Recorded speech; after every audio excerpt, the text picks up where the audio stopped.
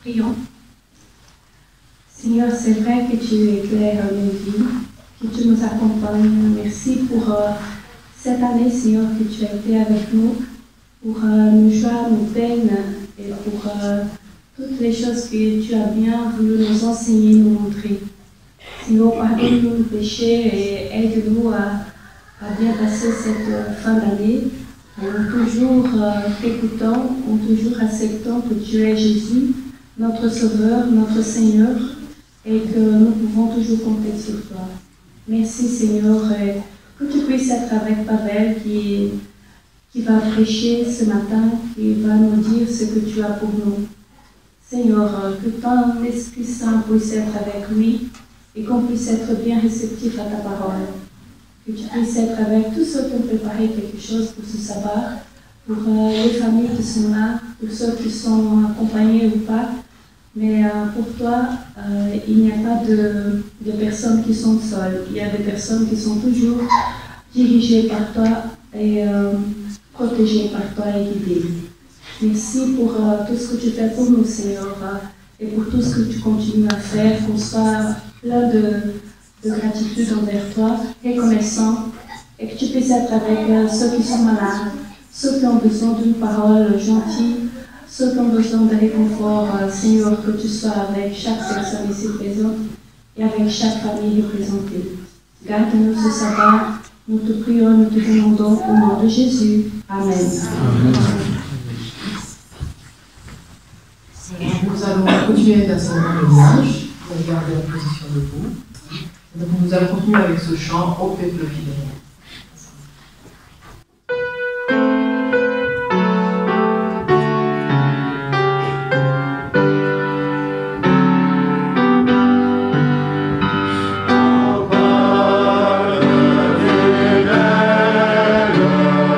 Joyeux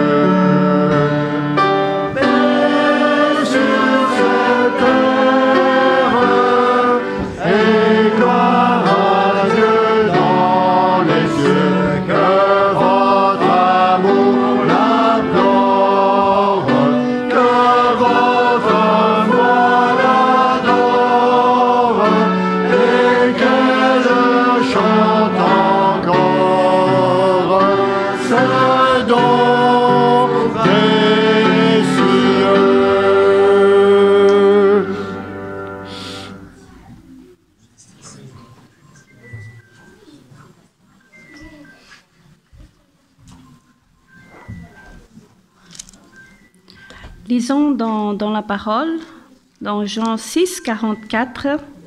« Personne ne peut venir à moi si le Père qui m'a envoyé ne l'attire, et je le ressusciterai le dernier jour. » Je vais aussi lire dans la parole de vie, vous allez voir qu'il y a toujours une petite différence.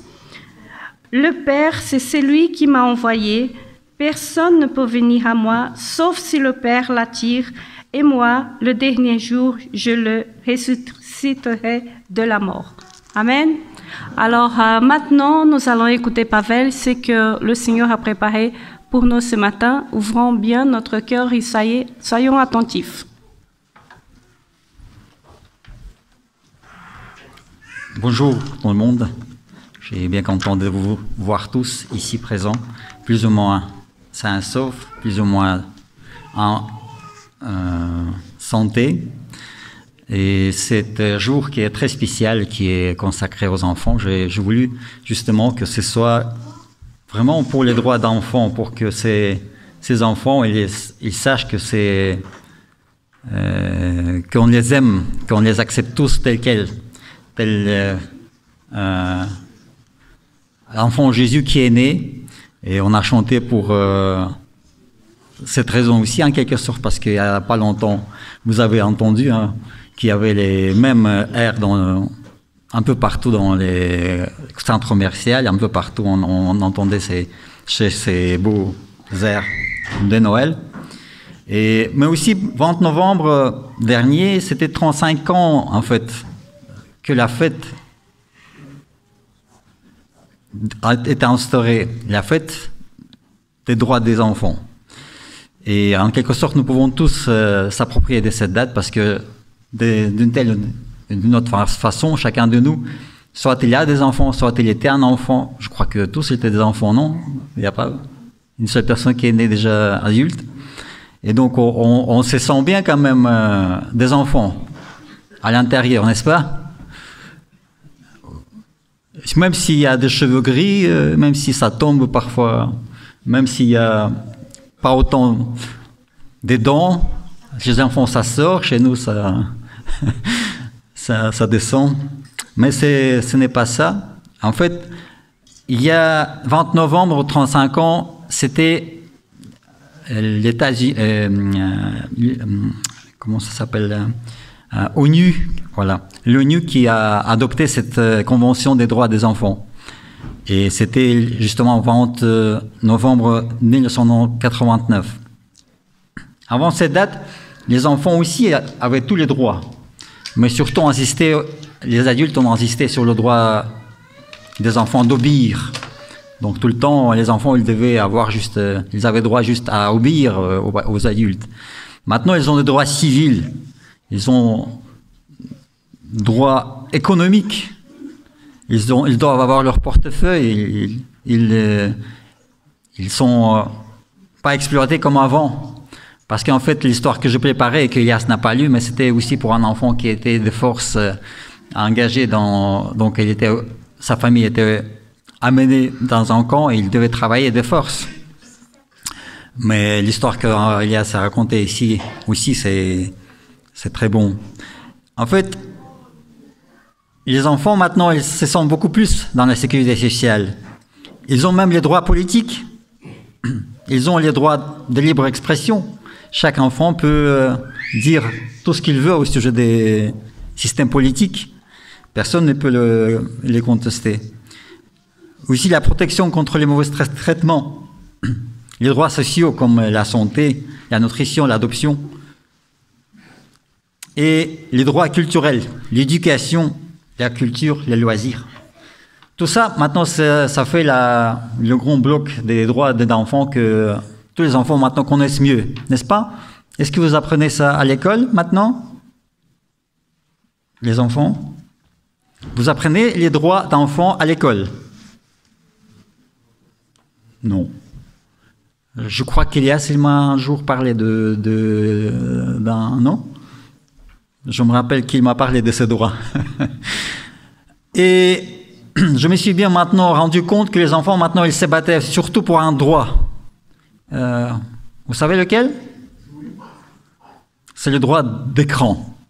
Oui, c'est jouer, télévision, Game Boy ou les autres Switch. Pour moi, maintenant, les enfants, ils doivent le plus batailler, surtout pour qu'ils soient aimés et acceptés, et pour que cet amour soit manifesté par les compliments, par les gâteaux, et par les cadeaux aussi, les gâteaux aussi, le temps passé ensemble, par l'assistance dans ces soucis, pour que les adultes soient toujours à côté et qu'ils assistent, par aussi la présence attentionnée et bienveillante d'un adulte. C'était aussi donc l'histoire que je préparais pour les enfants, mais c'était un peu autrement, ça tourne un peu autrement. De toute façon, les enfants, je crois qu'ils ne seront jamais contents de ce qu'ils ont. Est-ce que vous êtes toujours contents ou vous voulez un peu plus? Je crois que les enfants, ils ont toujours besoin d'un petit peu plus, n'est-ce pas? Il y a une main qui se lève, je vois. Mais je sais bien, en fait, les enfants, c'est à eux qu'appartient le futur. Et ils se battent pour que leur futur soit le meilleur possible. Et nous, tous les adultes, on est vraiment conscients de cette chose et on se bat aussi.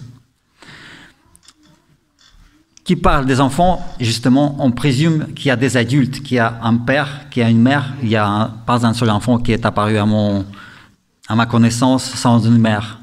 Mais il y a toujours un père. Tout à l'heure, on a fêté un père qui est un peu spécial quand même, Père Noël. Vous le connaissez, hein? Qui connaît Père Noël? Bon, tout le monde a entendu, personne ne l'a vu. Mais avoir ces procédés éducatifs, je me méfierais, hein, n'est-ce pas? Parce que quand on le voit, quand il vient avec plein de sacs, des cadeaux et des bonbons et des choses un peu pas trop bien, même pour les adultes, parce que j'ai entendu aussi d'infos que après les fêtes de Noël, il y a l'hôpital qui est vraiment parfois rempli des gens qui souffrent énormément. Mais ils préfèrent de rester, même souffrant, à la maison. Pourquoi, croyez-vous? Justement, aussi comme les enfants, ils veulent être dans un bon endroit où on les aime, où on les comprend, où ils sont détendus, où ils sont vraiment la présence d'être proches d'eux et qui les aiment. Mais cet engouement pour les cadeaux, on peut le contester, mais c'est aussi en quelque sorte notre envie d'avoir quelque chose de plus, comme aussi les enfants. C'est tout à fait naturel, je ne veux pas le contester. Pour moi, j'ai surtout cette mal à comprendre pourquoi c'est tellement tourné à cette merchandising, on peut dire comme ça. En fait, le fête de Noël qui est actuellement fêté, c'est surtout... Il me rappelle les Saturnales dans le Rome antique, quand les gens se rassemblaient ensemble, c'était les jouissances populaires. Tous les barrières sociaux tombaient, on organisait des repas, on échangeait des cadeaux et on proposait les figurines aux enfants. Donc vous voyez, il y a plein de parallèles avec ce qu'on fait maintenant. Et c'est tellement... ancré dans la culture de ces temps-là, les Saturnales, qu'ils l'ont prolongé jusqu'à le 25 décembre. Donc, à partir de l'année 274, les Saturnales étaient prolongées jusqu'à 25 décembre parce que justement, à ces moments-là, le soleil commençait à augmenter. Donc, le jour commençait à grandir. Et c'était le rallongement du jour. Le fait, ce n'est pas vraiment de dire que c'est mauvais. C'est surtout cette américanisation, l'uniformisation et la déchristianisation surtout qui me tracasse. Peut-être vous aussi. On peut parler que même aujourd'hui, tout le monde, même en Chine, qui est dans une culture vraiment sans aucune base chrétienne, qui profite de cette fête justement pour relancer l'économie. Mais qu'est-ce que c'est si ce n'est pas le soif des petits et grands d'être choyés, d'être entendus, d'être aimés? C'est ça ce qu'il nous manque. C'est ça ce qu'il manque à nos enfants. La dimension mercantile de ces Pères Noël, elle ne doit pas être négligée. On la comprend maintenant peut-être mieux parce qu'on est adulte, mais il faut aussi que les enfants les comprennent aussi. Parce que les commerçants estiment que plus que la moitié de leur chiffre d'affaires annuel est faite pendant les fêtes de décembre. Saint-Nicolas et Père Noël. Mais moi, je voudrais bien surtout parler au sujet du Père que nous connaissons peut-être mieux et qui est, nous, comme étant adventistes chrétiens engagés, qui sont ici tous présents, le Père que nous connaissons dans l'Évangile. Maintenant, je vais vous poser la question. Est-ce que vous savez combien de fois ces mots, le Père, apparaît dans toute la Bible? Juste estimation, je ne sais pas précisément que je... Combien? 475. En fait, le Père avec un grand P, comme si on adressait à notre Père, juste 3 fois dans l'Ancien Testament. Bon, c'est pas énorme. C'est peut-être, ça dépend de la version, hein, parce que le P majuscule, ça suppose que, voilà, dans le temps, ça n'existait pas. Tous les lettres étaient un peu comme ça. Mais dans l'Ancien Testament, il n'y a pas autant qu'on parle du Père. Maintenant, dans le Nouvel Testament, combien?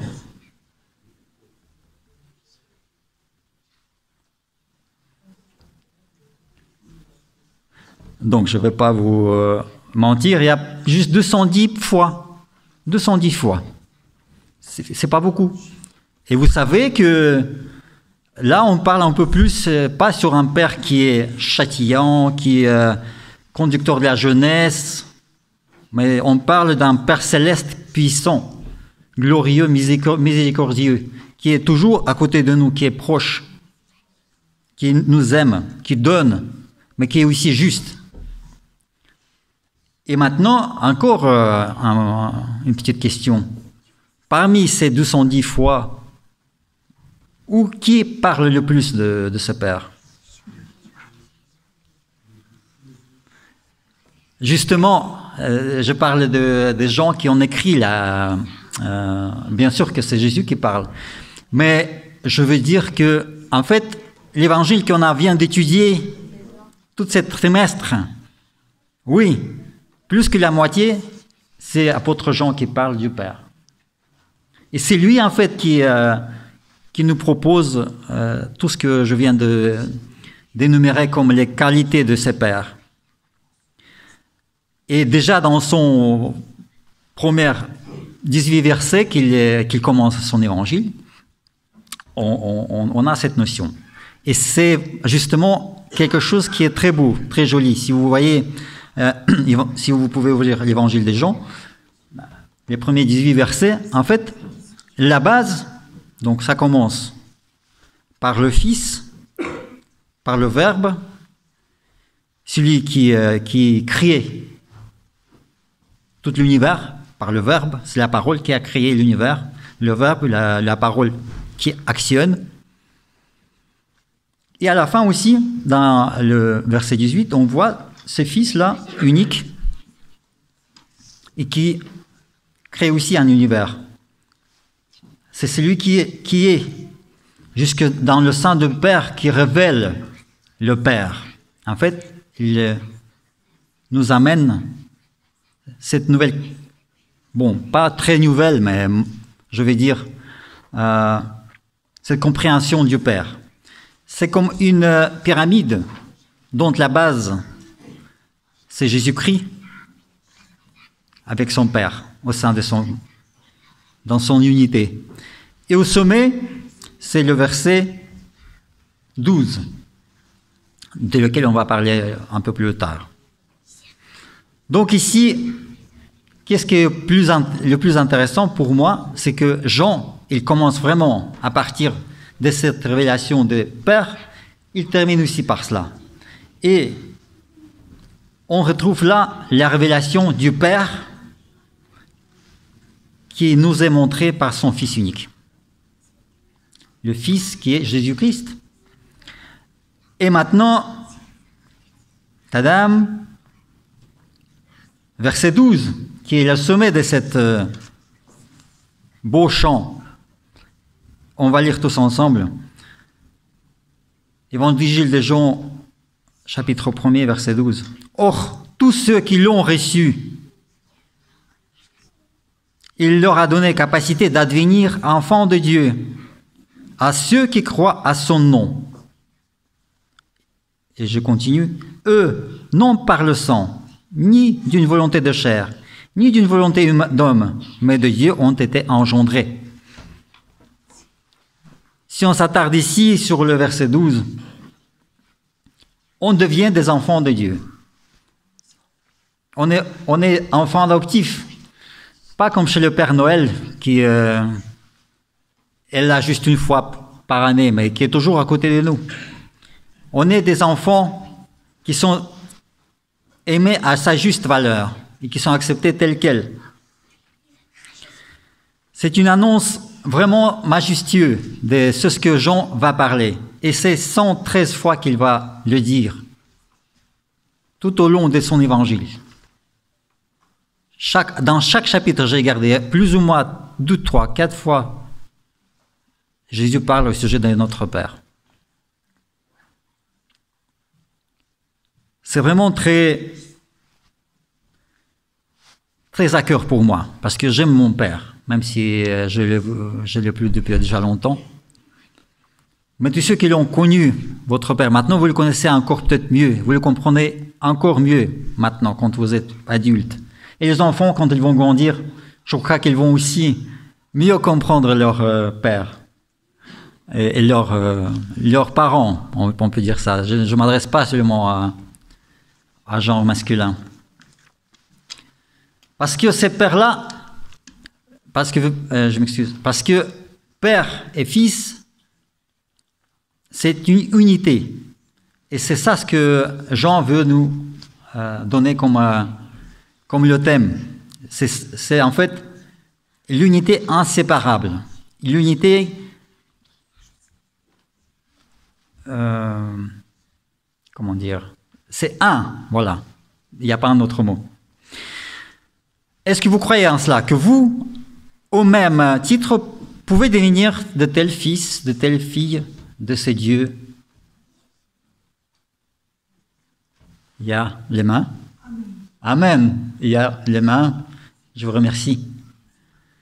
En fait, parfois, pour nous, ça semble vraiment incompréhensible. Pourquoi quelqu'un qui est placé très haut, qui pouvait avoir besoin de quelqu'un qui n'est pas, lui, proche du sang ou proche d'une autre manière, pourquoi il voulait l'adopter?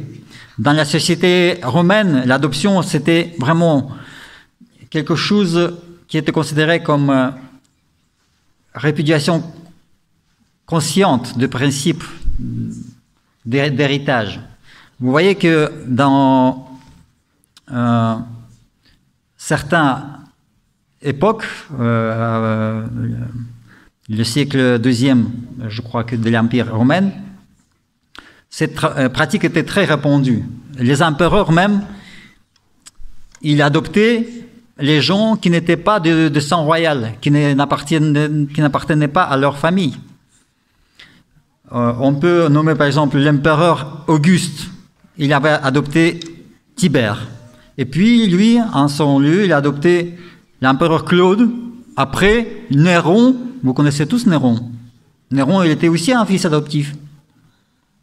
Et puis Néron, il a adopté Jules César. Alors Jules César, qui connaît, c'était aussi un fils adoptif. Et c'est aussi un dictateur perpétuel qui a en fait changé un peu de la République vers l'Empire. Et puis il a adopté aussi Gaius Octavius, qui devient Auguste. Le 8e mois de notre année, c'est aussi en son honneur, Auguste. et c'était le premier empereur de Rome, etc. Donc il y a, pendant 100 ans, toute la dynastie, c'était des empereurs adoptés. Pourquoi? Parce que justement, ce n'est pas par le sang qu'on transmet les valeurs, ce n'est pas par le sang qu'on transmet la foi, ce n'est pas par le lien de sang que notre Dieu veut que nous soyons ses enfants, mais par l'acceptation de ces dons-là. Nous sommes tous adoptés de la même manière, par le roi d'univers. Vous vous rendez compte? Et cela avec toutes les conséquences que ça engendre. Sommes-nous capables d'accepter ces dons? Si on va plus loin, on peut me dire que nous avons le droit d'être enfants de Dieu. Pourquoi? Parce que c'est déjà dit, c'est écrit noir sur blanc. Quand c'est écrit noir sur blanc, vous êtes des enfants, il s'est signé par le sang de Jésus. Amen. On est tous les enfants de Dieu. La seule condition, c'est celle qui est marquée dans l'Évangile selon Jean. C'est recevoir cette offre, celle de croire en cet miracle, celle d'être attiré par ce Père qui prendrait soin de nous, qui va nous choisir, qui va prendre place dans notre vie. Et ce n'est pas juste pour une courte période sur cette terre. Toujours rempli de problèmes, de maladies, de tergiversations. Car celui ou celle qui est attiré par le Père, qui croit et qui accepte, a aussi cette grande espérance d'être ressuscité pour la vie éternelle. Ce que était le texte de notre base. Personne ne peut venir à moi si le Père qui m'a envoyé ne l'attire, et je le ressusciterai au dernier jour.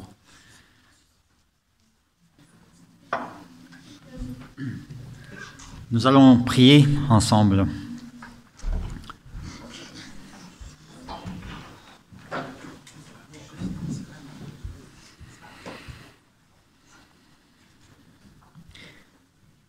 Notre Père, c'est vraiment beaucoup de joie que tu nous acceptes comme tes enfants, que tu voudrais être toujours avec nous, pas seulement pendant nos courtes périodes de vie, mais aussi ensemble dans le royaume céleste qui t'appartient.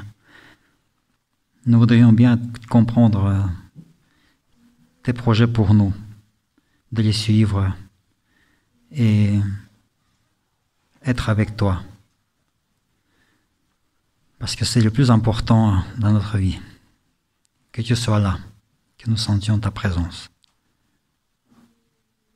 Que ton amour soit répandu sur toute l'assemblée, sur tous ceux qui sont présents, mais aussi surtout sur tous ceux qui sont malades.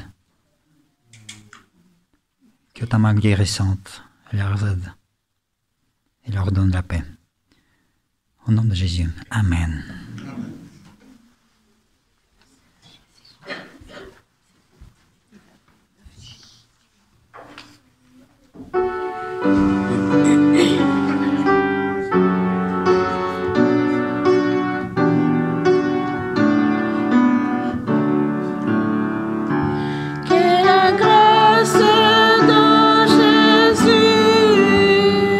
Et l'amour de Dieu le Père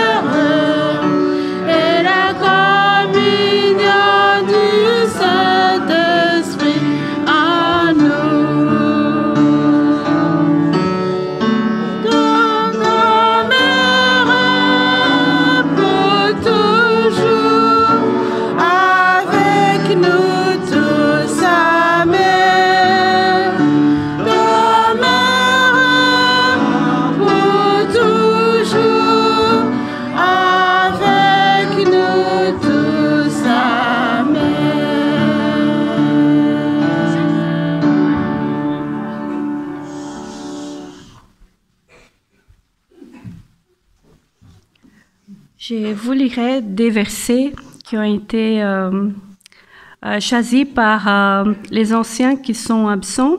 Cependant, si on dit « L'Éternel m'a abandonné », oui, le Seigneur m'a oublié. Et alors le Seigneur le répond « Une femme oublie-t-elle l'enfant qu'elle nourrit? Cesse-t-elle d'aimer l'enfant qu'elle a conçu? Et même si les mères oubliaient leurs enfants, je ne t'oublierai pas.